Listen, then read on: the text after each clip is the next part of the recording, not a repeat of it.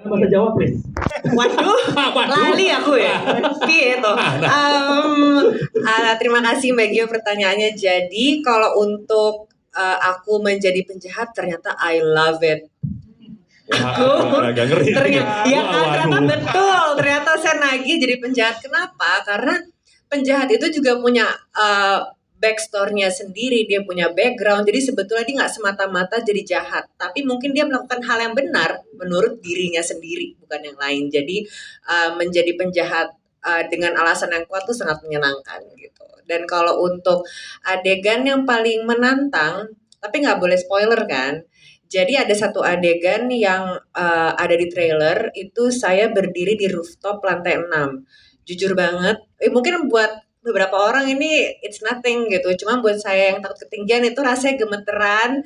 Saya bener-bener itu setengah mati ngerjainnya, tapi memang karena dukungan dari Mas Tommy juga. Jadi Mas Tommy ketawa. Itu rooftop beneran? Rooftop beneran. Bukan kayak green screen gitu, bukan? Enggak, bukan. Oh, wow. Jadi bener-bener rooftop. Mas tega banget ngerjain ini kan. Tau dia takut tinggian.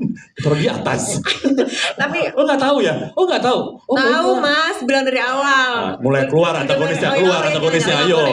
Okay. Tapi memang dari awal kan udah ada di skrip kalau Pak Kunjara berdiri di rooftop gitu. Jadi saya sebagai Niken kayak aduh. Tapi justru malah tertantang gitu. Dan lagi-lagi kan film adalah sebuah kolaborasi ya. Kalau saya sendiri berdiri saya nggak mungkin bisa. Cuman karena ada tim safety, ada juga Mas Tommy. Jadi saya semakin berani untuk melakukannya. Dan saya ingat sekali pada saat take adegan tersebut, karena Mas Tommy tahu saya ini penakut, takut ketinggian, jadi beliau bener-bener nemenin saya pas pada saat take. Beliau yang naruh saya di rooftop, yang megangin saya sampai selama take. Beliau tuh berdiri di belakang saya jongkok, jadi bener-bener jagain gitu. Dan karena ada beliau dan tim safety, jadi saya makin pede ngejalaninnya. Itu kalau soal ketinggian. Dan terakhir tadi apa Mbak? Mantra Jawa belajarnya. Oke, jadi kalau untuk mantra Jawa memang saya ini orang Jawa. Tapi saya lahir dan tumbuh di Jakarta, jadi saya nggak bisa bahasa Jawa. Ngerti sih, tapi kebetulan Jawa yang dipakai di mantra penjaga iblis itu Jawa kuno, bukan Jawa sehari-hari, jadi di atasnya kromo inggil.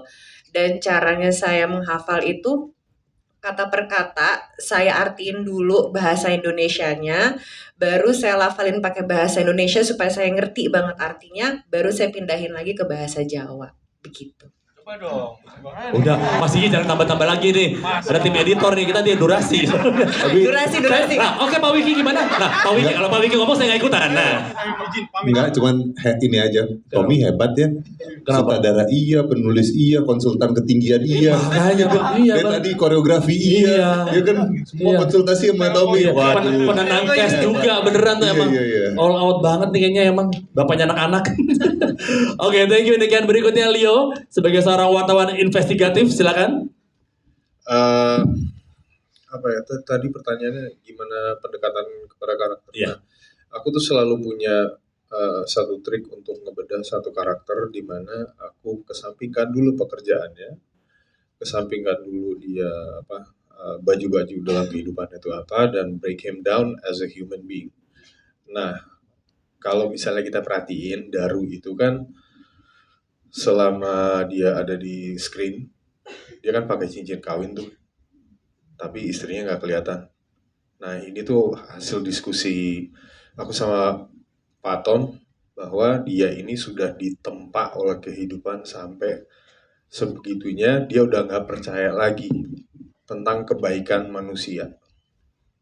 Dan kebaikan manusia dan manusia itu cuma bisa ya udah serakah, nyakitin satu sama lain. Itu aja yang aku pegang sih. Sisanya pekerjaannya dia, apapun itu kan yaudah kita break it down. Seorang wartawan itu berdasarkan data, analisis, fakta-faktanya apa. Ya udah kita ambil logikanya itu aja. Ambil logikanya itu, jadikan dia sebagai Daru, dan dia itu udah ngelewatin pahitnya hidup, istrinya ditinggalin istrinya, anaknya dibawa sama istrinya, tapi pas pokoknya intinya dia ditutup lah sampai dia nggak bisa nemuin mereka lagi. Tapi dia juga nggak mau ngelepas cincin nikahnya itu. Gitu. Jadi as a reminder, gue pernah gagal. Bukan as a reminder bahwa gue ada pemiliknya. Gitu. Nah, dari situ dia ketemu sama satu kekuatan jahat yang sangat besar. Emang butuh dia ketemu satu kekuatan jahat yang sangat besar supaya dia bisa percaya lagi sama yang baik gitu. Nah, kalau untuk apalagi ya tadi ya? Gimana latihannya? Latihannya nggak ada latihan sih, itu semua spontan on the spot. Jadi aku tuh emang punya kebiasaan, kita lihat di lapangan aja apa Tom? Iya. Kalau ngelihat setnya nanti ada ini, oh ini bisa dimainin, ini nggak bisa. Ini nanti off screen, berarti batas gue dari sini sampai sini doang, kayak gitu aja sih. Jadi apapun yang terjadi, itulah yang terekam.